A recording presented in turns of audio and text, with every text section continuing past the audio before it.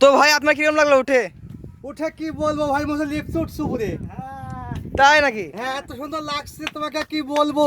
চলো, আমার একটা গার্লফ্রেন্ড থাকতো তাহলে নিয়ে আসি, দেখুন মধ্যে বসা জন বসতে প্রেমে গল্প করতাম আর ঘুরতাম দুজন।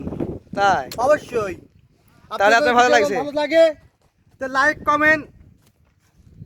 কমেন্ট শেয়ার করে আমাদেরকে দিবেন, তাহলে আপনার কাছে আমরা অনেক খুশি হব ভাইয়া। আর প্রতিদিন নতুন নিত্য নিত্য নিত্য আমরা প্রতিদিন ভিডিও ছেড়ে আমাদের আপনাদের জন্যে।